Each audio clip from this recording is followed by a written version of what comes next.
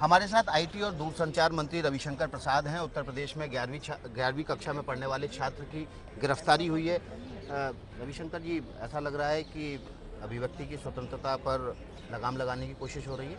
देखिए, law and order state का subject है। किसको शिकायत करना है, किसके खिलाफ करना है, ये तो उनका विषय है। लेकिन 11वीं कक्षा के लड़के की गिरफ्तारी हो जाए, उसने पोस्टिंग किया, अगर गलत भी किया उसके पिताजी माफी मांगने को तैयार हैं।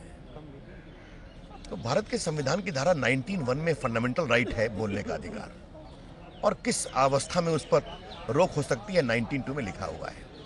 ऐसी हालत में उसकी गिरफ्तारी हो, जबकि सेंट्रल एडवाइजरी है। हमारा मत बहुत साफ है कि भारत के संविधान में जो आर्टिकल 19(1) में बोलने की आज़ादी है और 19(2) के अंतर्गत किन परिस्थितियों में उन पर प्रतिबंध लग सकता है, उसका अनुपालन होना चाहिए। और हमारी सेंट्रल एडवाइजरी भी है कि अगर 666 के अंतर्गत कार्रवाई होती है तो उच्च स्तरीय पदाधिकारी से उसकी वेटिंग कराई जाए, कारण बताया जाए, गिरफ्तार करने की आवश्यकता है या नहीं है, इन लोगों को देखने का अधिकार। लेकिन क्या इस मामले में केंद्र सरकार हस्तक्षेप भी करेगी या केवल अपने बयान तक ही सीमित रखेगी, क्योंकि लॉ एंड ऑर्डर स्टेट का सब्जेक्ट है? आपने बिल्कुल सही कहा। तो हम उन नियमों का पालन करेंगे, लेकिन देश के आईटी मंत्री के रूप में मुझे अपनी चिंता को व्यक्त करने का भी अधिकार है। ये चिंता मैं व्यक्त कर रहा हूँ, मैं दुखित हुआ हूँ।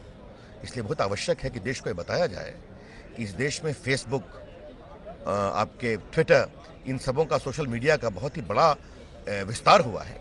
नौजवान लोग अपने विचार रखते हैं, और जो हम राजनीति में और जो शासन में हैं, उनको आलोचना के प्रति थोड़ा उदारवादी दृष्टिकोण रखने की आवश्यकता है। लेकिन क्या आप उनके उस छात्र के परिवारजनों से बातचीत करेंगे या बीजेपी का कोई नुमाइंदा उनको ढांढस बंधाने जाएगा? बिल्कुल, मैं देखता हूँ क्या हो सकता है, लेकिन मुझे लगता है कि मीडिया में विषय आया है, जब उसके पिताजी स्वयं माफी मांगने को तैयार हैं, तो थोड़ा लगता है बड़ा हृदय दिखाना चाहिए।